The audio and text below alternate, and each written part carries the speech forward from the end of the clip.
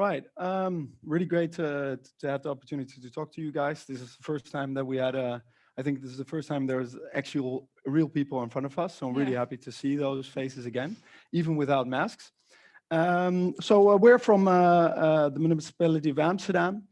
And there's actually a funny backstory to the Green Office Amsterdam, because I saw this banner right here of the UvA Green Office. And one of the questions that was asked, I think, to the other speakers, I think Impact Hub was, and it was just like, like how do you create, like, how did you get a job? Like, are you able to find a job when that you really want, maybe in sustainability, for example? And the funny backstory of the Green Office Amsterdam is that actually there was a student from the University of Amsterdam, Tabitha Saliba, who one of the founding members, I think, of the Green Office at this university. And she actually set up, after having done a traineeship at the Municipality of Amsterdam, the Green Office of Amsterdam. So she was the founding member of the team that we are actually working for. So like to say what I want to try to say with that is that in essence, you are able to create your own job if you have even at the Municipality of Amsterdam, have just this like an entrepreneurial spirit to make that work. So that's kind of the backstory. Before we're going to kind of dive in what we're doing at the Municipality of Amsterdam, we'll give a quick introduction to who we actually are. So I'm Max. Judith and I are both colleagues and sustainability advisors at a team that is like really turning the municipality organization into a green organization. And what that actually is about, we'll tell you soon about. My background is actually in system engineering. I did a bachelor's at the TU Delft. Almost 10 years ago, I finished this bachelor's, where I focused on energy and the water industry. After that, I did a master's at Bocconi of environmental technology and policy. And before actually working for the Municipality of Amsterdam, I worked at an innovation consultancy firm that was called Frontier. But after 2 years, I really wanted to make some impact, and I switched jobs. So that's kind of who I am. Yeah. Judith. Thanks. I'm Judith. I actually started my university career here at the University of Amsterdam, actually also in this building, so it's nice to be back after those years. I did a bachelor in future planet studies, which is very broad, maybe you know it, it's interdisciplinary studies. And then I did a master in biotechnology, so it was quite specific. And then I thought, I don't want to end up in a laboratory, only like very specific, like doing work in the details. So I also became a sustainability consultant like Max, which was very broad again. And then I saw a lot of different organizations, public, private. But I really wanted to work actually for one company or organization that has like a intrinsically motivation for sustainability. And I think I found that at the Green Office of Amsterdam. Yeah. Yeah. So that's kind of who we are. But before we kind of dive in, I would like to know who I have in front of me, and as well who are on the screens here to the right on Teams. So if you have your phone with you, we got Mentimeter lined up. I think you're familiar with this type of thing, at least that's what I assume. Go to menti.com and on your phone, and then put into the code 50072944. It's also on the screen. And the question that we would like you to answer is, what do you study at the moment? So that we have an idea of actually the people, group in front of us. The group in front of us, yeah. Yeah. So it's 5007 2944. 50072944. Okay, I see business administration a little bit. Yeah, of course, we're in, I think, the building of business administration, so that's kind of makes sense. Environmental governance, internet, I'm just sending, I don't know, is this okay? Sustainability, European studies, digital marketing. Okay, so business administration. So that's something that we, psychology, but I think a lot of different different backgrounds. So I think it's interesting to see, because I don't know, I assumed that because this were the Green Career Days, that there will be a lot of people with these types of background. But I think it's really fascinating, and I'm really happy to see that all these types of different kind of backgrounds are interested in actually the work that we're doing. So what we're gonna do now is that I kind of want to, like, one of the questions that I really like to ask you is that there's a lot of assumptions about what does the municipality actually do, and a lot of people think of when they think of the municipality, they think of, well, those are the guys that are giving fines in the streets, you know, like that's most of the time your interaction with the government, or the people who pick up our garbage, or when you go to change your passport.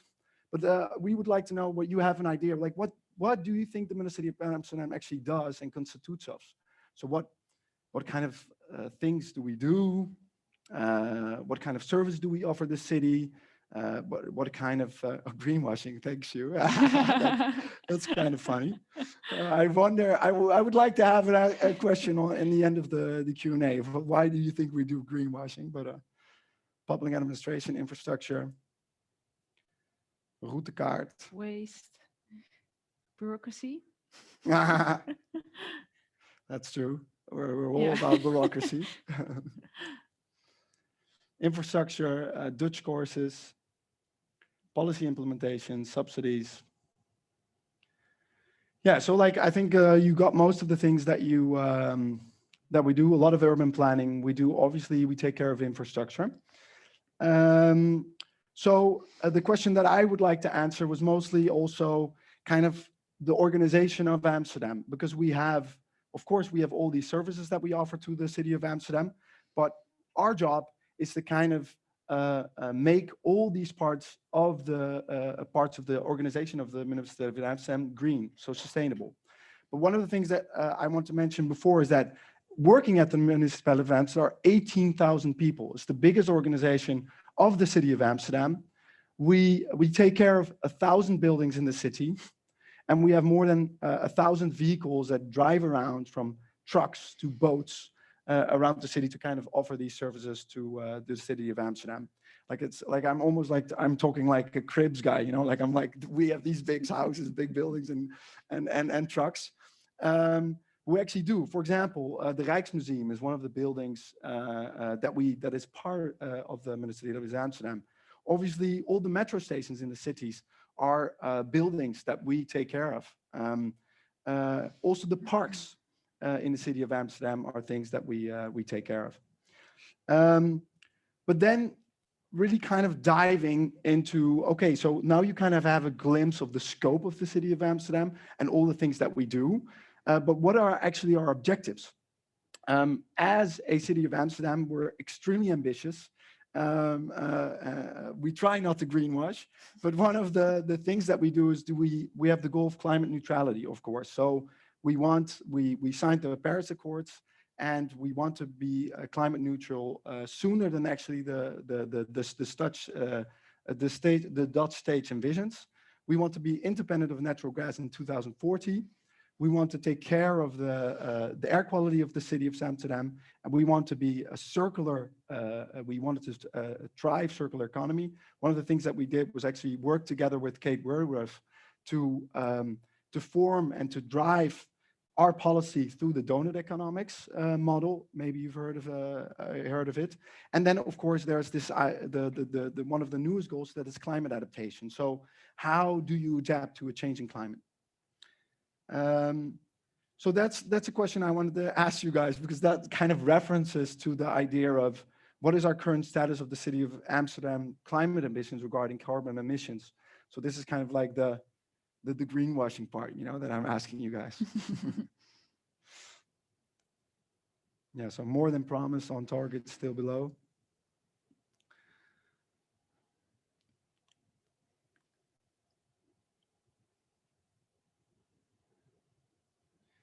Yeah, so slowly we are getting the answers. Unfortunately, we gotta, guys, I thought I had some young people in front of us that were like optimistic. But like, fuck, maybe, yeah, we're like, there's bureaucrats taking care of these goals. So unfortunately, we're still below. Yeah. We're now, so the goal of the city of Amsterdam is that we want to achieve climate neutrality, or 50% climate neutrality in 2025. And we're currently on the current status of, if we take care of all the measurements that we've promised to the city of Amsterdam, we'll be about 37% climate neutral in 2025. So other things that we do is we try to get as much of solar panels, obviously, on the city's roofs, but also to really get a lot of people to refurbish their homes, so there's no natural gas more involved when heating their houses. So now I would like to give Judith the hand and Thanks, talk Max. a bit more about what we actually as Green Office do. Yeah, thanks a lot. So Max explained like the bigger picture of the whole municipality of Amsterdam, but what we are actually doing in the Green Office is only focused on the organization itself. So we're translating the city sustainable policy to our own organization, actually because it's very important. It's also part of like practice what you preach. So we preach that all the residents and all the companies in Amsterdam can be climate neutral in 2050, then we should be climate neutral as well. So we have goals and we have ambitious goals. So for our own organization, so the 80,000 people working at the municipality, we should be climate neutral in 2030. We should be energy, I think the word is most energy efficient in 2030, 100% circular. We're not sure what that means yet completely, but the ambition is there. So it's actually all the city policies, like the 4 themes that Max just shown. We also do for our own organization, but we have a 5th domain, and that's duurzaam denken en doen. So it's like taking sustainability into your own work.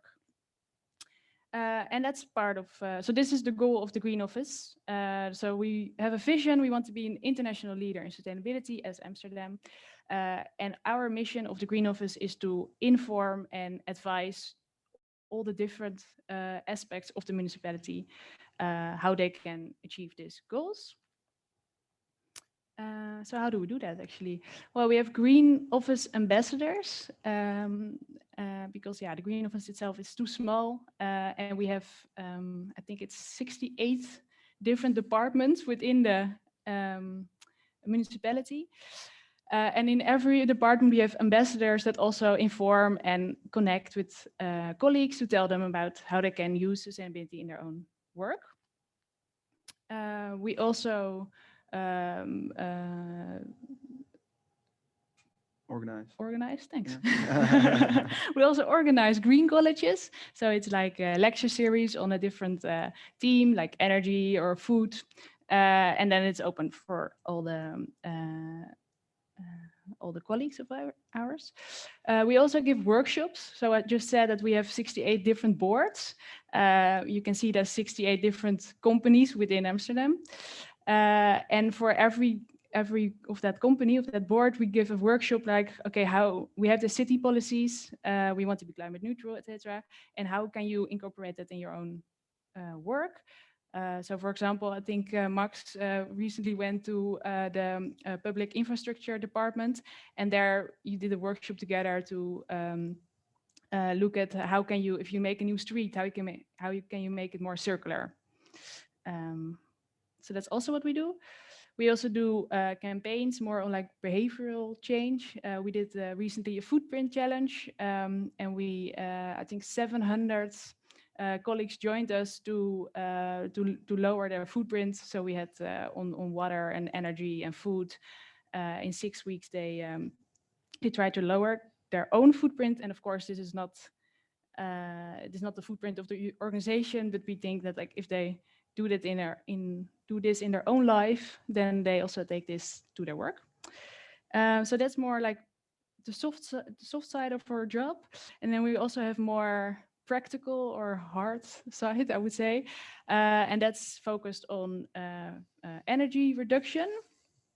So what we're working on very strongly is to electrify our own fleet of cars and also the ferries that go over the IJ.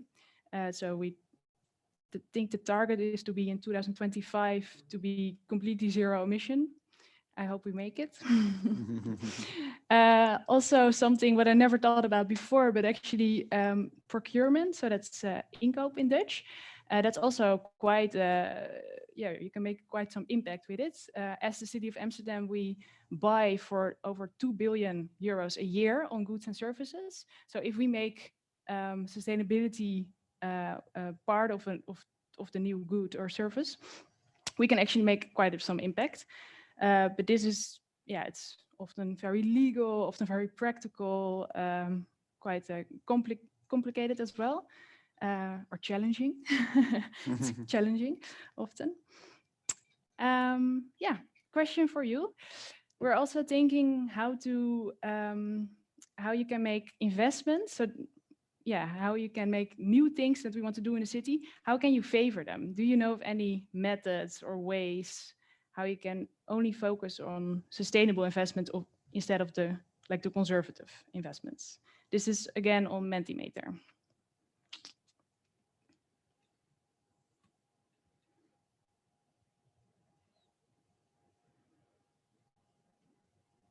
Yeah, nice. I see already financial prikkels. Yeah, like financial tools, whatever. Financial incentives. That's what it is. Yeah. Private sector. Carbon criteria, I see. Yeah. Carbon tax. Nice. Yeah. I think this is a really good. We're also thinking about those ways to only favor sustainable investments, and maybe to make it more practical. One of the projects that I'm doing now is actually giving us CO2, so carbon dioxide price to investments.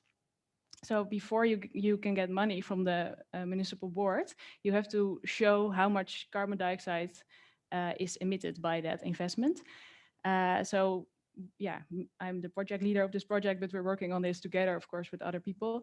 And then we have to make a plan, like every investment needs to show how much CO2 is emitted, which sounds quite maybe easy in a way, like, okay, you have a new road and you can have that amount of emissions.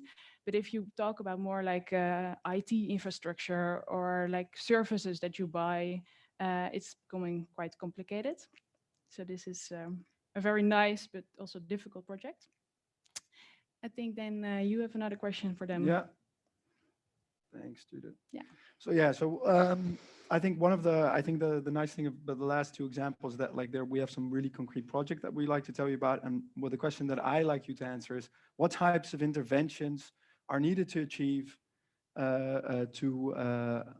needed to achieve a circular and energy neutral built environment? So what kind of things can you organize when you talk about making a building more sustainable? What kind of things can you do to do that?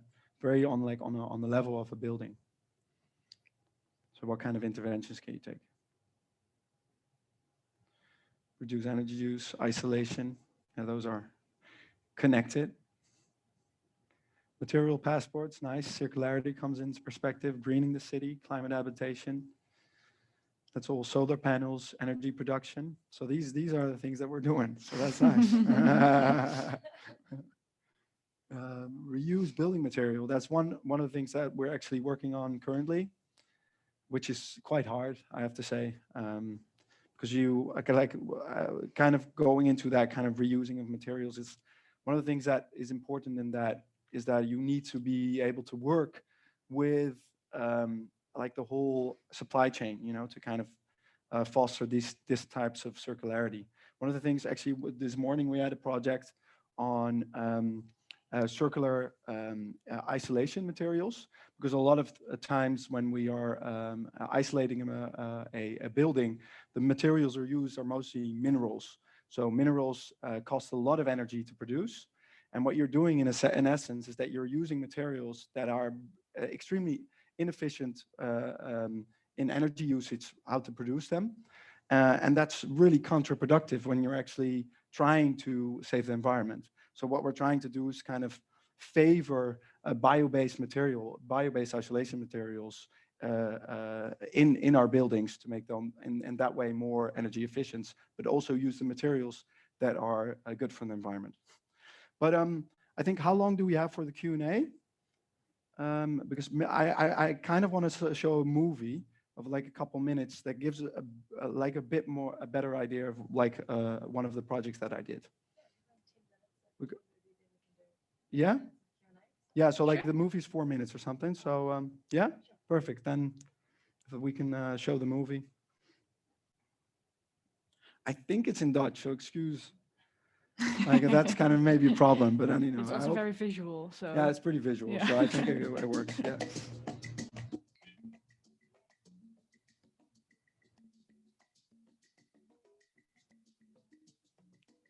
Ik ben Max Beijneveld, werk bij de gemeente Amsterdam als duurzaamheidsadviseur. Ik denk dat er veel problemen zijn die steden ervaren door een gebrek aan groen in de openbare ruimte. Ik denk dat ook een van de belangrijkste redenen die iedereen herkent is dat mensen groen nodig hebben om een gelukkig leven te leiden. Maar aan de andere kant hebben mensen een leefomgeving nodig die comfortabel is. En zeker zoals in een stad waar eigenlijk alles van steen en beton is, zorgt dat bijvoorbeeld tijdens hete dagen dat de temperatuur alleen maar veel hoger is. Soms wel 5 tot 10 graden dan in een natuurlijke omgeving waar meer groen is. Als we kijken over klimaatadaptatie, dus ons aanpassen aan het klimaat, zijn dat dingen waarom er meer groen vereist is in de openbare ruimte. En dus ook op dit dak. Dit is eigenlijk een polderdak, zoals we dat noemen. En dat is een combinatie van waterberging. Want zoals jullie ziet, zie je hier een dak met sedumgroen hierop. Maar ook aan de onderkant zit er wateropslag. Dus in tijden van regen wordt dat water opgeslagen. En op hete dagen zoals deze kunnen de planten die hier groeien gebruik maken van het water. En dat is eigenlijk het unieke aan een polderdak. Er zijn echt verschillende redenen waarom we dit soort daken willen realiseren. We hebben een ontzettend grote duurzaamheidsopgave binnen de gemeente Amsterdam. Waarvan aan de ene kant veel mensen denken aan het reduceren van CO2 om klimaatverandering tegen te gaan. Maar aan de andere kant hebben we ook nog veel andere grote opgaves. Zoals het klimaatadaptiever maken van deze stad. Het waterdragen, gedeelte van dit dak, en ook de groene begroeiing zorgen ervoor dat in tijden van droge water beschikbaar is. En dat ook gedurende hete periodes zoals vandaag, dat de hitte veel minder goed op wordt genomen. En dat zijn natuurlijk gewoon ontzettend grote uitdagingen. En dit soort daken dragen daaraan bij. Kijk, hier bevindt het krattensysteem en dat is waarschijnlijk ongeveer 10 centimeter hoog. En hier zie je het water. Dus hier zie je dat er water geborgen is. Het is een hele hete dag. En we zien ook dat er ongeveer 2 centimeter aan water staat. En zoals je ziet is de dakstuur nu dicht. Maar in momenten dat het water, laten we zeggen, tot hier komt, op het punt staat te overstromen, dan wat er gaat gebeuren is dat die dakstuur naar beneden gaat en dat het water hier langzaamaan terug naar de gaten loopt om uiteindelijk weg te stromen. Nou, wat we hier zien is eigenlijk dat we met name dat paars en dat groene, dat is sedum, dat blijft het hele jaar groen. Maar zoals je ziet hebben we ook verschillende soorten bloemen gezaaid. En je ziet hier en daar toch ook een ander bloemetje omhoog komen. Het idee is dat het nog veel meer wordt. Als we het uiteindelijk meer voorzien van water. Wat er waardevol is aan samenwerking tussen overheid en burgers, is dat uiteindelijk de stad Amsterdam er is voor zijn burgers. Om de problemen in deze stad op te lossen, is participatie en samenwerking met de mensen van deze stad essentieel. Technologie kan bijdragen in meer groen in de stad door eigenlijk in te spelen op de verschillende behoeftes van de natuur. Kijk, we bevinden ons niet in een natuurlijke omgeving, we bevinden ons in een stadsomgeving. En dat betekent dat bijvoorbeeld bij de watermanagement van dit dak, dat er technische oplossingen nodig zijn om te zorgen dat deze natuur tot bloei komt. Ja, mijn ideale groene stad is één die echt gewoon tot zijn nokken vol gevuld is met groen.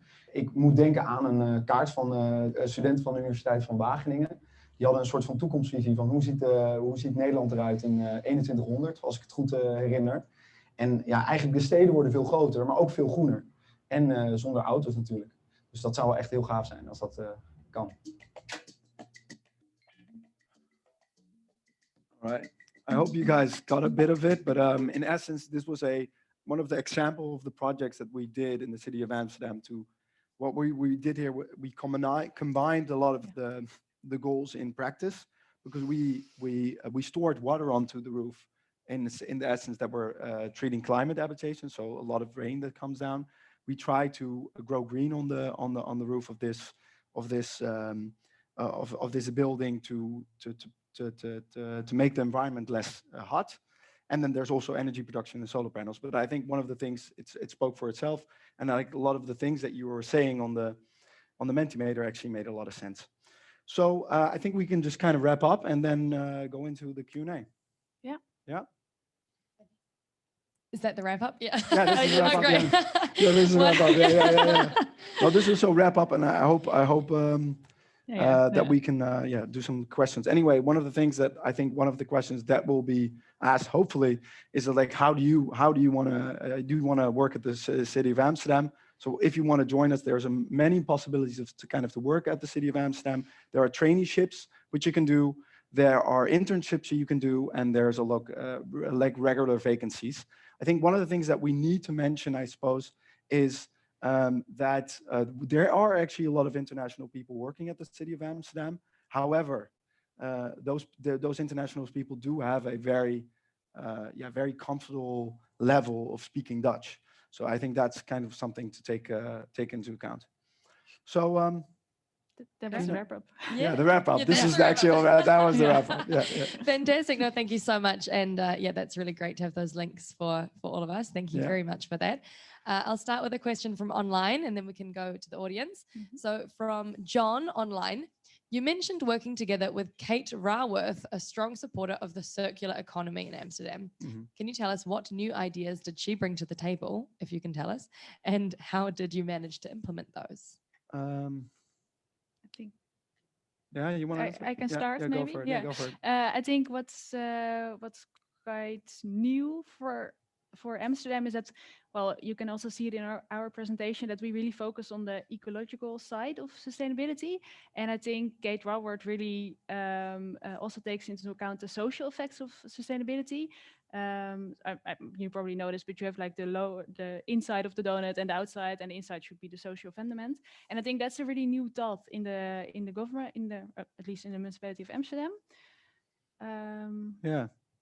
So I think it's a really interesting point. That really what she added to the municipality of Amsterdam is that you have these social and ecological departments that are more and more working together. Yeah. And then one of the things that also is happening now currently, because you saw these different type of climate goals on circularity, climate adaptation, and we had a lot of these different programs, departments that were focused solely on that kind of achieving that goal. And the donut kind of brought us the more integration of also those sustainable aspects. So now we have a central strategic department that will take care of more of these integration of these ecological goals. Apart from the fact that social is also a part of that. Yeah. Fantastic. Thank you. Yeah, we can take a question from the audience. So my question is related to collaboration with the private sector. Miami, for example, for existential reasons is driving towards sustainability. And they're doing it purely based on the private sector. That's what the mayor there hopes. How does the city of Amsterdam work with the private sector, and to what extent is that a good option? I think you know. Yeah. More Okay. about So this. So I think that's a really good question. So like, what you're asking is like, in what ways does the municipality of Amsterdam collaborate with the private sector? Now we do that in many ways. I think two of the most important parts that we collaborate is one is that we foster innovation.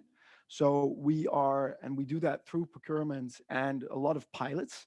So one of the things that we do is that, for example, we have a startup and residence program. I think it's something really fun to check out, where we have challenges that we have into the city of Amsterdam, which are very diverse, but also very much focused on sustainable challenges that we have.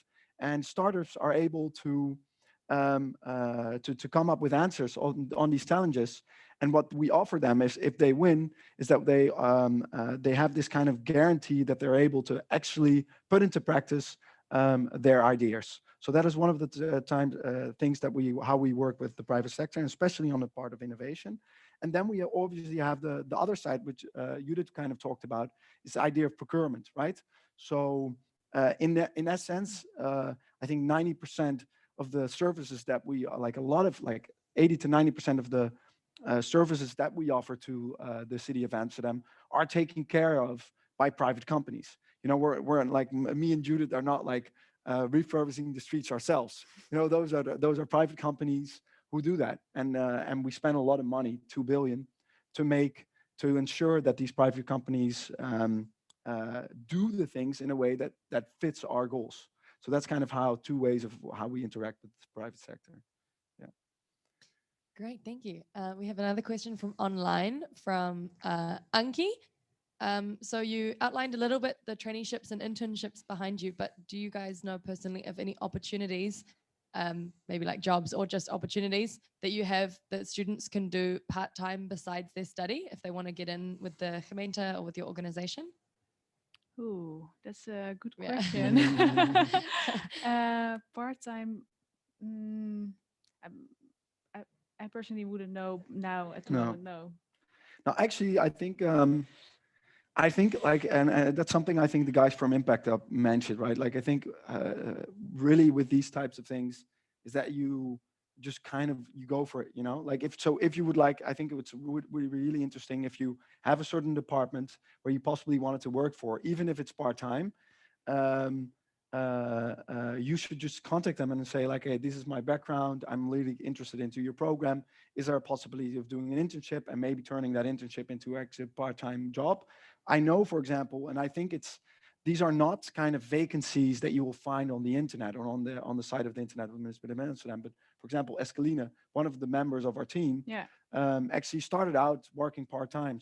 I think she did the master's in communication at the UvA, and she worked 2 days a week as part of our team next to her master. So the possibility exists, but I think it's really important that you kind of take initiative and maybe even propose something like that, you know, like, hey, do you guys have a project that can work on? And I think that most of the time that works really in your favor. So yeah. And then you can always email us. I think the next slide shows definitely our contact details. So if you have an idea like, oh, I want to work on procurement and sustainability, just email me and Max or the Green Office at Amsterdam, and we can always link you within the organization. Yeah. So thank you so much. That's really fantastic. We have about 4 extra minutes, if it's okay with you guys. Sure. 4 more minutes of Q&A. Great. So one other question from online, a little bit different question, not about jobs, but for the Amsterdam gemeente, are there any cities that you guys use as an example? Like a good example? Yeah. Well, we recently talked about this actually. That's funny. I think Copenhagen is doing really well on sustainability goals, and I know there's also this collaboration between the cities, and then Copenhagen I think is maybe even before Amsterdam, or like we're looking at them. So yeah, you have this what I was saying. You have a collaboration of climate neutral cities. But I also think that Amsterdam is already one of the furthest in achieving their sustainability. Yeah, no, I think we do. I think we do tend to learn, and I think on different levels. So you got like the level of government, because obviously we're just mere bureaucrats who have to realize the policy of the actual politicians. And so on these levels you have collaborations, but we do when it comes down to, I think, knowledge, there's a lot of exchange with other cities on all types of topics. I think when you're talking about like sustainability goals, I think in circularity we're I think leading the world in some I think we can say that. However, when we talk about kind of more like energy targets, like realizing solar panels on roofs and stuff like that, we're really looking at countries like Germany, who had the Zonnewende, were like took care of like really realizing shitloads of solar panels on roofs, which we're kind of trying to catch up with. Yeah. So depends.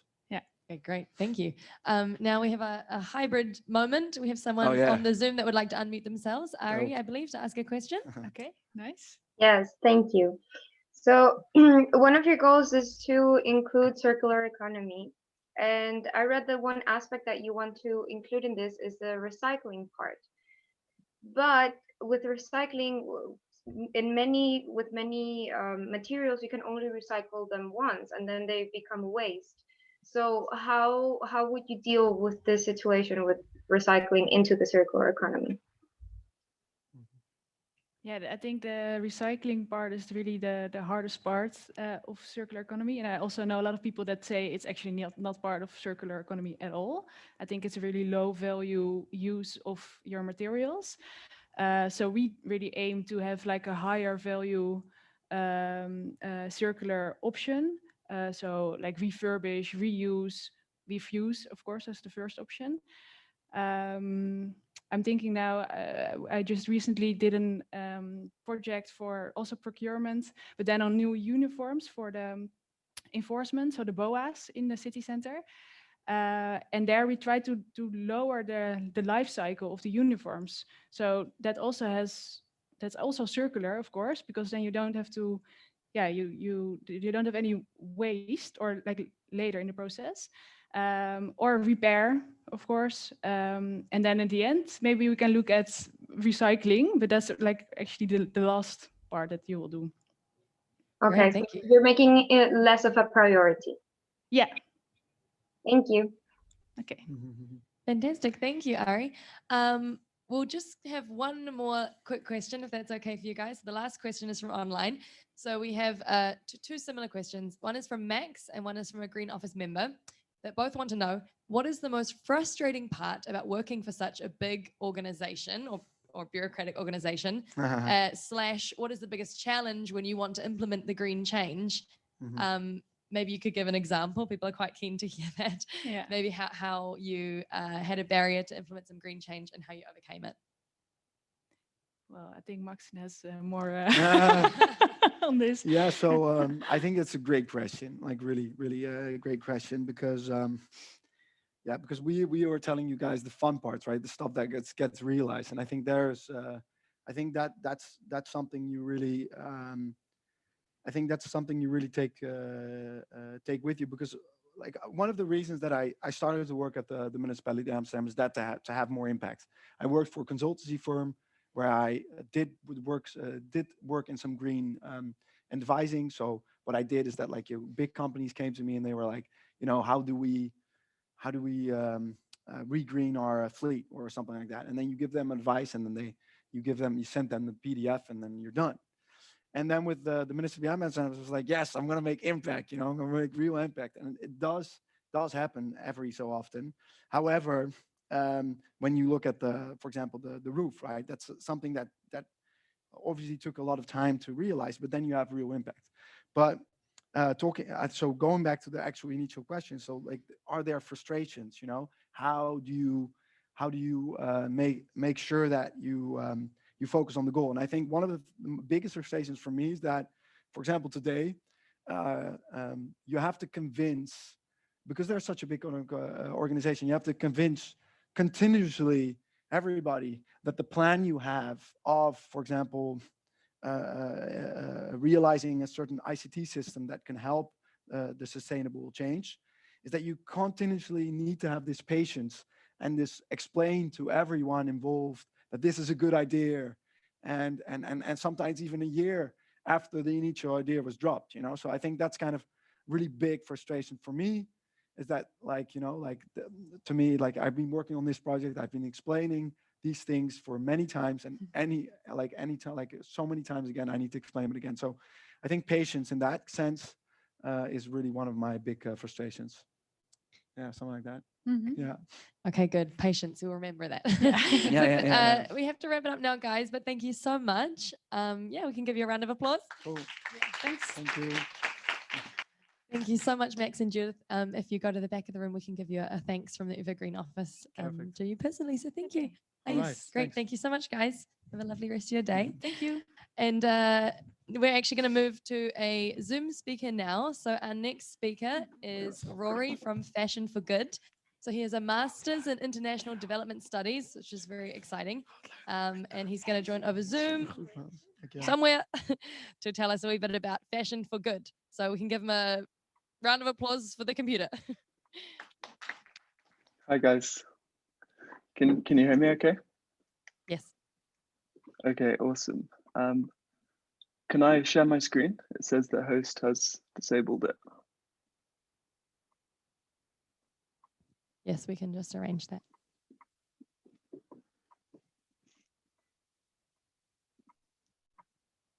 Should be fine now. You can try that. I got it.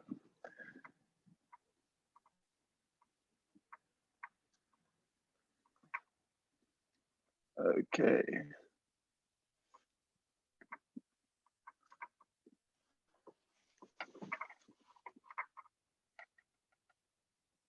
Okay, cool. Well, hi everybody. Hi virtually, and hi everyone there in Amsterdam.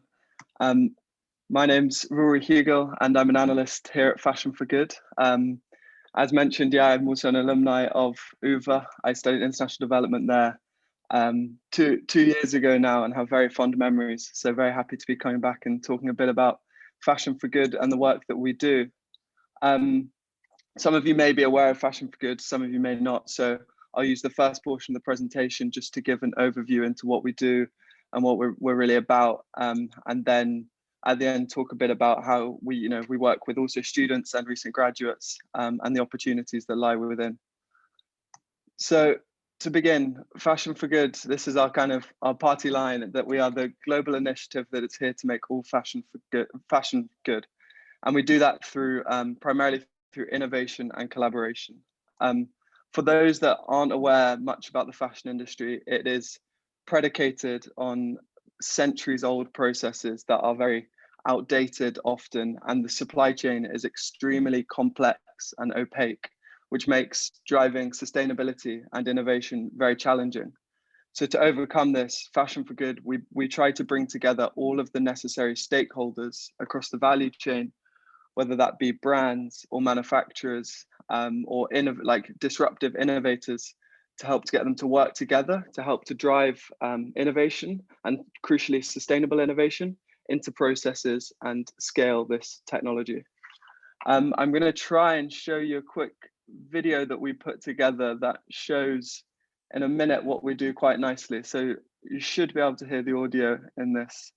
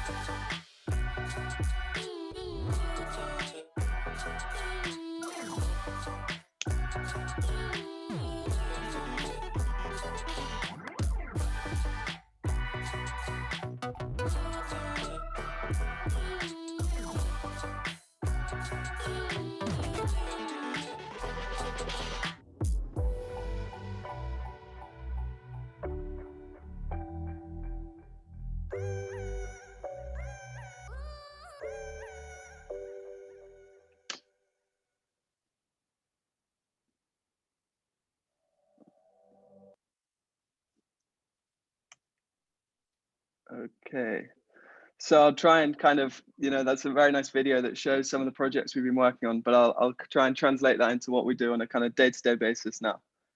So as you may have seen there, there's kind of 2 pillars to the work that we do at Fashion for Good. On the one side, there's what we call the innovation platform, and this is really where we try to we try to find the latest and greatest innovators that are operating across the fashion supply chain, and then provide them the support that they may need to help them to grow.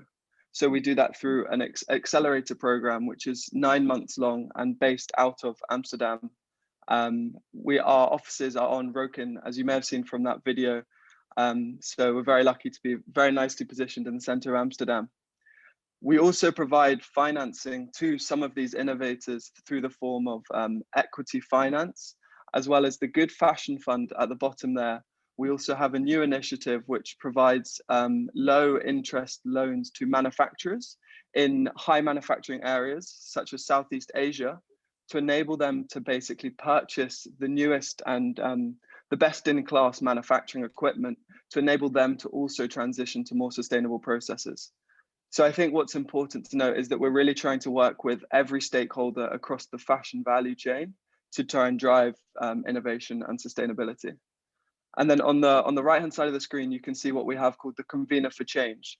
So as you saw, we have the Fashion for Good experience, which is the first museum ever dedicated to sustainable fashion and innovation, right in the heart of Amsterdam. And I'll talk a bit more about how that's set up and the work that they do. And we also have a co-working space in our building, whereby we bring together kind of other mission-aligned organizations. So for example, there's organizations that are working purely on organic cotton, purely on reducing the amount of hazardous chemicals that are in the fashion industry. So they all sit in our building as well. And that's fantastic because all of these organizations that are working on kind of similar things with similar missions can work very closely together. So we have a really nice kind of ecosystem of organizations in the Fashion for Good building. And then finally, we also see a huge role in kind of the education piece around this. And we do this through publishing our own reports and also providing resources to consumers, to small brands and to others to help them think about sustainability in the fashion industry. So firstly, just focusing a bit more on the innovation platform, which is where I work. And I mentioned what we do is we go out and what we call scout the greatest innovation. So that basically involves a huge amount of desk research and talking to many people to try and find, let's say, for example, we're looking for recycling technologies. We will talk to all of these different innovators that are working on recycling to try and really understand their technologies, understand their business, understand the scalability of their business. And then we kind of pick, in partnership with our brand partners, we pick those that we think have the greatest potential. And from that, they then enter our accelerator program. From our accelerator program, what we really try to do is we try to help the businesses grow through traditional kind of mentoring and support. But crucially, and this is quite unique to the fashion industry, is that we've noticed or we've seen that the most effective ways to get these innovators to grow is through piloting with the brands. So really being able to validate their technology in the market. So what we're trying to do always is think about how can we actually get these innovators to work with the brands to demonstrate that their technology is viable, and then we can start thinking about widespread implementation. And as mentioned as well, we help the innovators to fundraise, which is crucial to enable them to scale. We do this in partnership with 20 or so brand partners.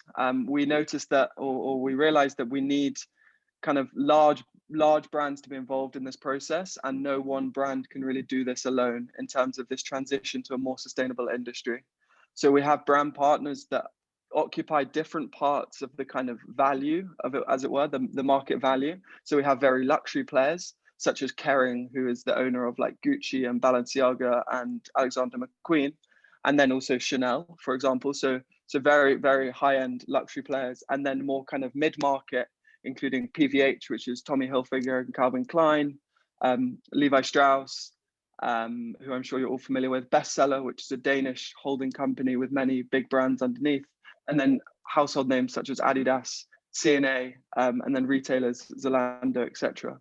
And what's really great about having such a varied group of brand partners that we work so closely with is that all of their innovation and sustainability priorities are quite different. So for example, Kering, who is a luxury fashion house, uses a lot more leather and a lot more cotton. So their sustainability priorities are normally about transitioning to more sustainable versions of those and looking at innovation within. But Adidas uses a lot of polyester because it's a sportswear brand. And so their strategic priorities align more with that. So we have to really try and find innovation across the whole fashion value chain that could be beneficial and relevant to these partners. So this is quite an overwhelming slide with lots of innovators, but we've been running now. So Fashion for Good is actually only 3.5 years old. We were founded in 2017. And since then we've grown a lot and learned a lot. And so, as I mentioned, we run these accelerator programs with these disruptive startups all across the fashion supply chain. So some may be developing new raw materials, which you can see in the bottom left. Some may have new, more sustainable versions of dyeing techniques. And then others may be looking at new business models. So, for example, in recent years, reuse and re-commerce and rental in the fashion industry has become much more popular. And so there is a huge amount of really interesting startups in the fashion industry that are trying to kind of enable that for brands. So they work with brands to implement re-commerce solutions, for example. And so we support those innovators in that process. We've now onto our 8th batch of our accelerator program. So as mentioned, they're 9 months long. They used to be 3 months long. So we have a fantastic kind of current batch of startups that we're working with, and a really awesome set of alumni that we continue to engage with to help think about how we can help them to scale in the coming years or months and years. So as mentioned, this is kind of just a summary of the process of trying to help these small startups to scale. It's also worth noting that innovation and R&D processes take a very long time generally, and is quite new to the fashion industry. As I said, the fashion industry is predicated on a very kind of outdated way of operating in lots of ways.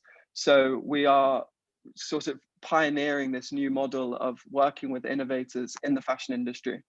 So we try and find these innovators. We decide whether we think that through the scouting phase, and then in the evaluation internally, using our expertise, we decide whether we think that they have the best potential both from a kind of sustainability perspective, so ensuring that the impact is actually beneficial and thinking about the trade-offs, and also evaluating the kind of commercial and business side of things, seeing whether we think that they are the kind of correct team to work in the fashion industry and have the potential to scale across the whole industry. And then we select these innovators to be part of our accelerator program. And then, as I mentioned, we really want to try and pilot with these innovators and our brand partners that I mentioned earlier to validate that their technology works. And once we've validated this technology works, that's when we can really start thinking about widespread implementation. We make it sounds quite easy when written down like this, but this process is extremely challenging. And as I said, has a long lead time. So, you know, Fashion for Good in the first 3.5 years, we've had some really fantastic pilot projects with brands and innovators. And then in the coming years is where we really want to push the amplification and adoption through the value chain and get widespread impact, because that's really how we're going to drive sustainability in the fashion industry, is through widespread adoption. So it's a slow process, but a thoroughly enjoyable and worthwhile one. So I thought, just as a kind of a few little questions, refreshers, these presentations can be quite dull, I appreciate. I basically wanted to bring some tangible examples into some of the challenges that we're trying to face.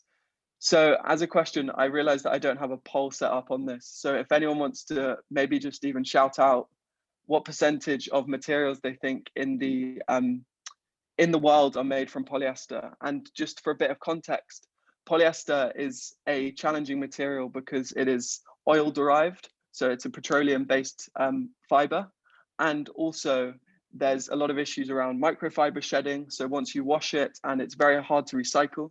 So it's a challenging fiber for many reasons. I see, yeah, okay, the people that have put it, people have guessed are clearly very knowledgeable about this. It's 51%. So over 50% of every garment that's made in the fashion industry contains polyester.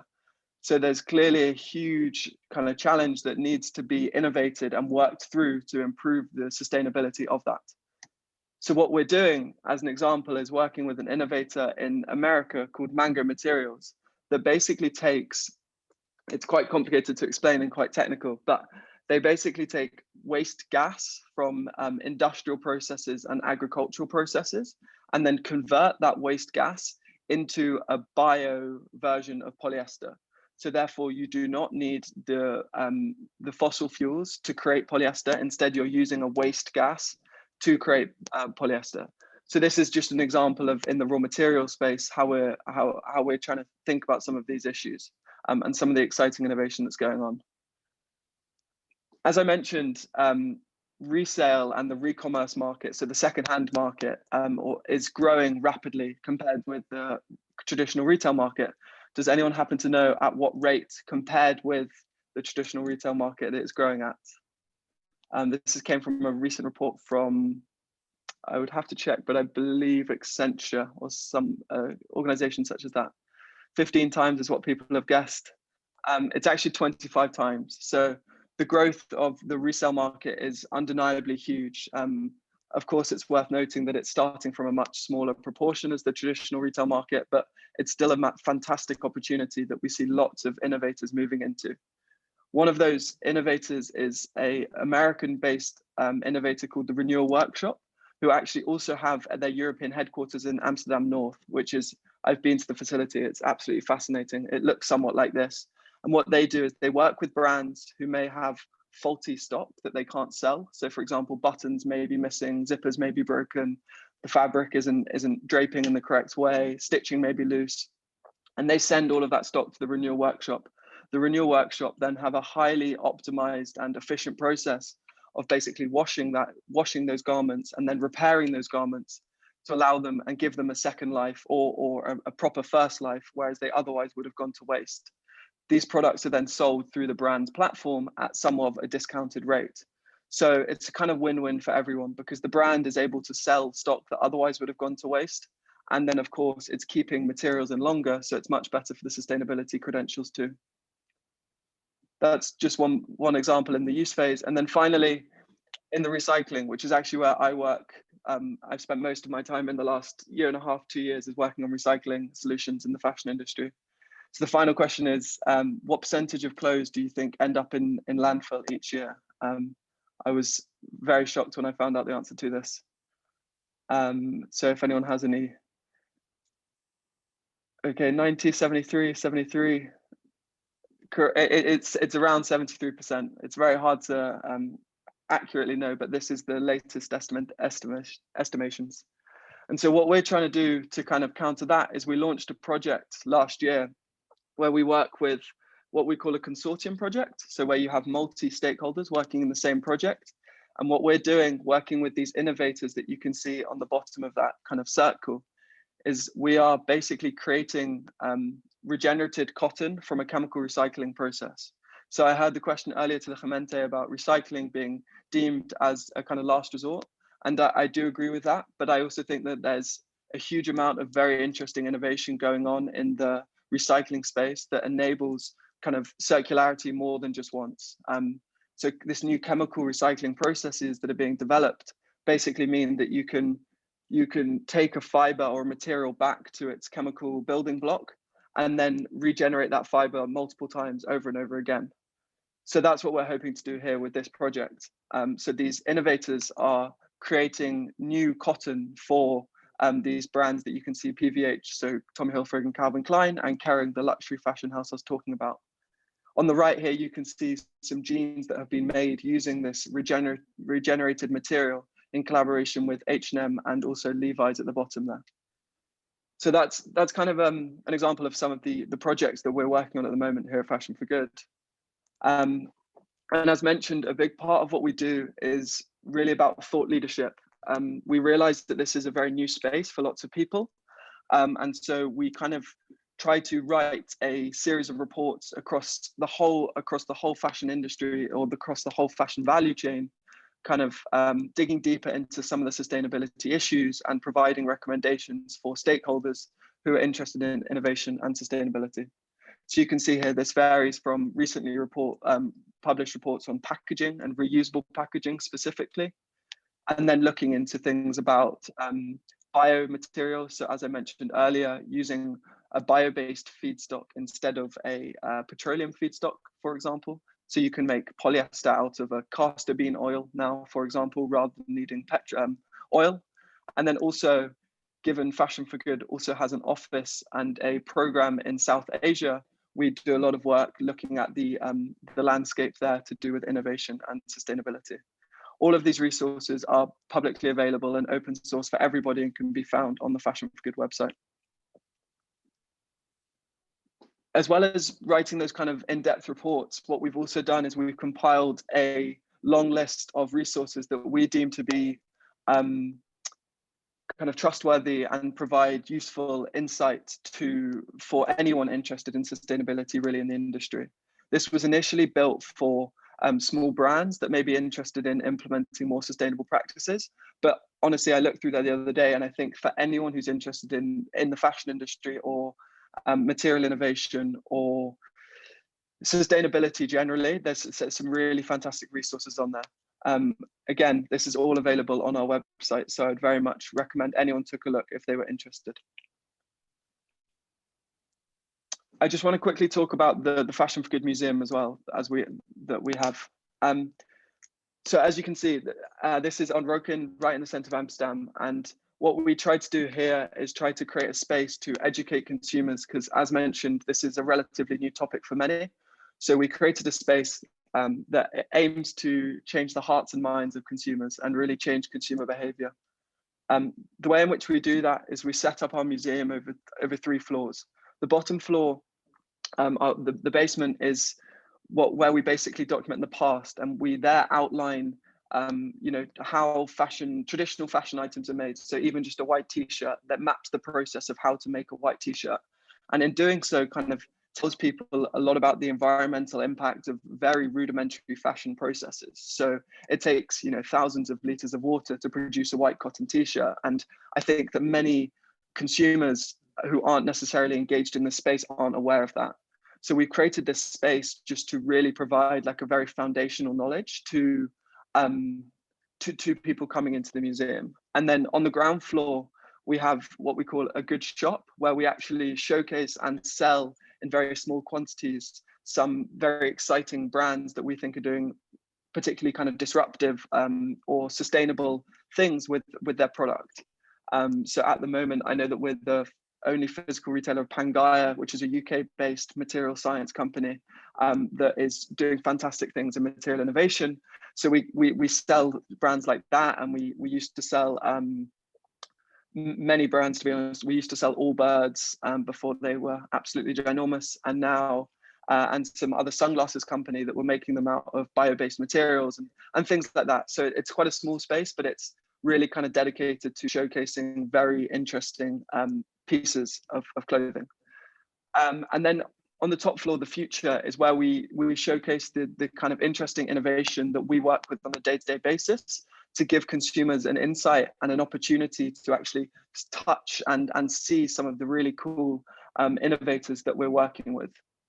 So at the moment, the exhibition that we have is what we call Grow, and it's all about using biomaterials as a feedstock to produce clothing. So as I mentioned before, the fashion industry has a very challenging and bad relationship with fossil fuels, and so we're trying to move away from that. And we in this exhibition, we showcase some of the fantastic innovation that's going on, not only in terms of new types of polyester fiber that are being produced, but also there's cellulosic fiber that's being made from orange peel. There's things that are being made from banana. There's really, really exciting innovation. There's textiles that are being made from cardboard waste. There's lots of different that just really kind of aims to showcase how broad the state of innovation and how exciting an area it is for the future. You can also book a virtual tour. So obviously when COVID hit, we were before that reliant on people actually coming to the museum. And then very quickly, we kind of pivoted and started to offer virtual tours with a Fashion for Good host, where you're having a live tour so you can interact and ask questions. And it's a very personal experience, despite the fact that it's virtual. So this is still available for quite a low cost. I'm not sure on the exact cost, maybe 10 to 15 euros or something, where you can get a guided tour of the Fashion for Good experience and find out more about the work that we're doing there. And then finally, I just want to talk a bit about working with students. So I think one way that we work with students is that the innovators that we work with are often very interested in working with students to help them with external research projects or other kind of big bits of work that they need doing that, you know, as a startup, you have 1,000,001 things on your plate that you're unable to get round to doing. So what we've done in the past is we've connected students with these innovators so that they can carry out these projects for them.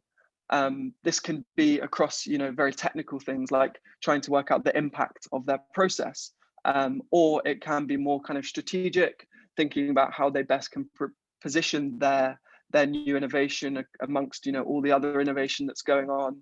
There's also work across the marketing communications. So there's a real kind of broad range of opportunities there for students, and we kind of have a constant supply of requests coming from our innovators to work with students in these different capacities.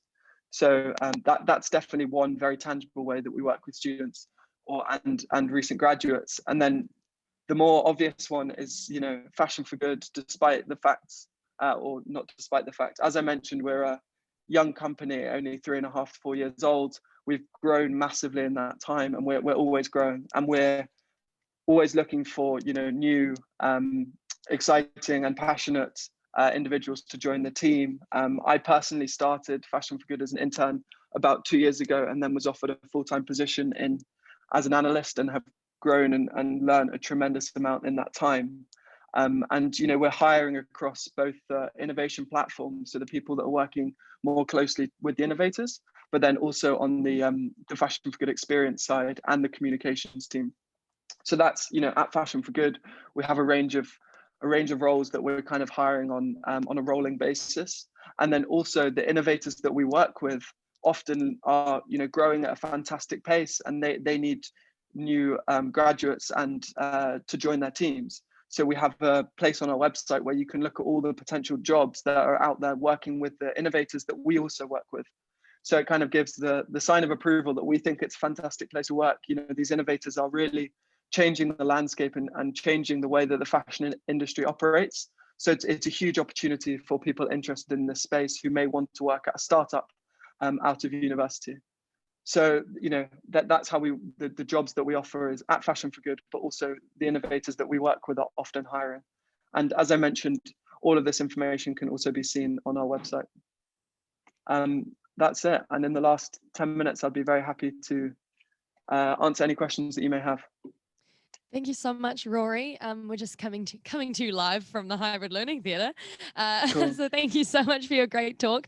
If it's okay with you, I can just facilitate a mix between questions from here and questions from the online platform, if that's okay. We can actually start with, I know Celia on Zoom would like to ask you a question herself. So Celia, you can unmute. Yeah, hi.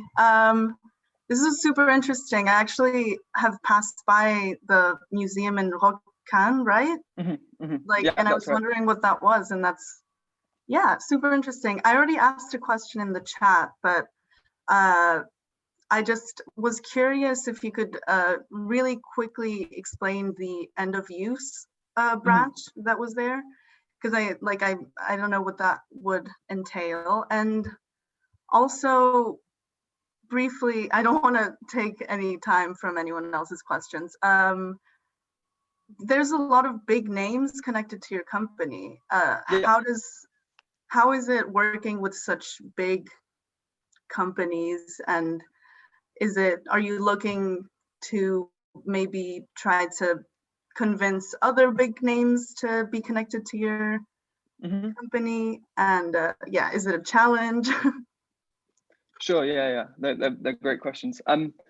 Firstly, around the end of use. So as I mentioned, we're doing a lot of work in looking at recycling in textiles. So as I mentioned, you know, almost 75% of clothes end up in landfill, and less than 1% of clothes are made with recycled material that's come from old textiles. So there's a huge opportunity there. And so the majority of the work that we do in the end of use space is looking at how can we help to scale these disruptive innovators that can really have circularity beyond just the wants, the recycling wants, and then it has to go to landfill. So that's how we think about end of use. But also, you know, as we focus on the fashion industry as a whole, you have to think about things like packaging. And even within packaging, for example, we work with innovators that enable packaging to be recycled by de-inking all of the inks and adhesives and everything that may be on a plastic package. So depending on the part of the fashion value chain we're working on, there's different end of use solutions. But we are also, of course, you know, acknowledging the waste hierarchy as mentioned, and trying to encourage reuse before recycling. But we have that more in the use phase when I was talking about re-commerce and rental, etc. Second point on brands that we work with, that's also a really good question. We do work with really good brands and really big brands, which is a huge kind of opportunity for us, because it means that, you know, at the end of the day, these are the brands that are going to have the potential to scale these innovations, and we need them on board. Otherwise, it's an even bigger challenge than it already is.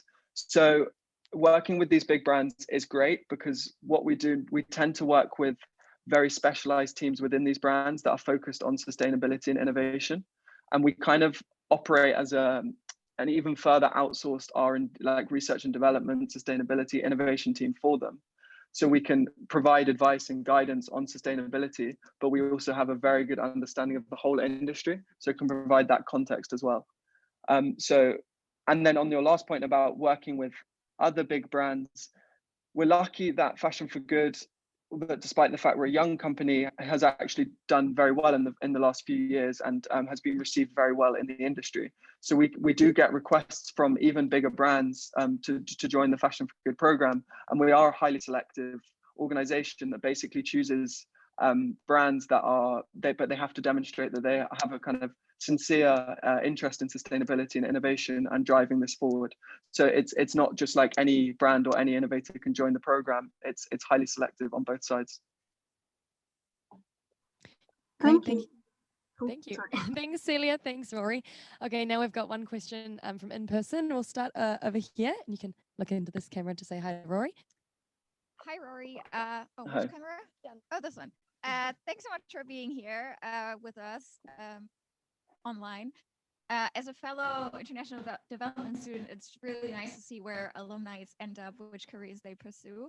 My question is, I think, targeted a little bit at what you said before, because some of the brands that you're working together are known to use problematic materials. Our fast fashion brands have been or are still using sweatshop production sites. How do you make sure that the working together with Fashion for Good, like these brands working together with Fashion for Good, is honest and sincere and not just greenwashing and kind of green upgrading their brand for customers? I think the best, you know, it's an extremely difficult and complex topic, but I think the best way that we can do it at Fashion for Good is that, you know, we really place the emphasis on trying to scale this innovation across the whole fashion value chain, rather than just doing one small project and then making a huge marketing splash about it and then dropping it and not working with them again. We have, you know, very long lasting and close relationships with all of these brands, and given that we have the kind of we have the oversight of the whole industry, and we're not just working on behalf of one brand, but instead a huge amount of brands and innovators. We can ensure that, you know, we perceive it to be a genuine interest as far as possible. And I think it's also worth noting that, you know, at the core of what we do is the other innovators rather than the brands. So we're trying to support the innovators as much as we can through the process of working with these brands. So it's not just, you know, performing small projects for brands for marketing purposes. It's much more, when we're scoping a project, we always have the kind of long term in mind about how can we how can we demonstrate this at the moment and then bring it to scale in the coming years. Thank you so much. Great, thanks to the two of you. I have one more question from in person, Rory. We can go to Diane over here. Sure. Hello. So my question is about your hiring process. I would like to know, when you're hiring, what are the kind of requirements you see in a candidate? Because I was wondering, do you need to have a specific knowledge about sustainability or fashion? I think I saw on your website once that most of the people that work at Fashion for Good have studied communication or marketing. So I was wondering, what are the requirements for education? Yeah, I don't think there's actually, I mean, it depends what team you want to work in. But for example, you know, I work in the innovation team and I'm from an international development background, and I focused on impact investment at university, and then, but came with a very kind of generalist background. I'm not a specialist in sustainability in the fashion industry. I mean, I am now kind of, but I didn't come with that knowledge. So you don't need to have a specific background in terms of academics or particular degrees. But I think having a passion for sustainability generally is obviously is very important, and the kind of being extremely enthusiastic and willing to learn a lot about the industry. You don't need to come with industry specific knowledge, but a willingness to learn on the job. Fantastic. Great, thank you. We have a couple of short questions, Rory, just two that you could probably answer very briefly. Firstly, can we visit the museum right now? I think I'm not sure what the latest guidelines are from Amsterdam about museums. Maybe someone knows, but whenever museums are allowed to open again in Amsterdam, that's when you'll be able to visit the museum again. Okay, great. We'll line it up for sure. And the second thing, from Quinta Online, where can we actually find the projects that students can work for? Because someone doesn't see them on the website. So do you have a special area where students can go looking for jobs, or a different place? All of the jobs that we offer and the jobs that our innovators are hiring for are available on our website. But the projects that I was mentioning, that's more on a kind of ad hoc case-by-case basis. So what I would recommend is that if anybody is interested in these kinds of projects, if they could send me an email and say what area they're interested in, I could think about the specific projects that we may have available and also keep them in mind for when we have incoming requests from innovators. We're in the process of kind of trying to formally establish these relationships with universities such as the University of Amsterdam, so we have like a fluid communication when we get incoming requests that can then be passed on to students. But for the time being, if anyone is interested, please email me and then I can see what we have. Okay, fantastic. Yeah, we're just going to sneak in one more if you have a couple of minutes, Rory, but I know it's 1:15. Do you have one more question? Yeah, okay. No, that's fine. Okay, fantastic. We'll just go for one more question in real life over here. Hi, Rory, this is Cindy. Thanks for your talk. Hey. I had a question for Fashion for Good, and if they're doing or helping partners in terms of supply chain transparency. Yeah, we have a whole innovation area which is transparency and traceability, and we have scoped. We've done various projects on that in terms of tracing organic cotton, for example, from farm all the way to garment. We're also doing more stuff on tracing like viscose, which comes from trees, from forest to garment, and also thinking about how you can trace recycled and recycling processes. And we're also moving more into the kind of thinking about the best way that we can utilize innovation for social issues in the fashion industry as well.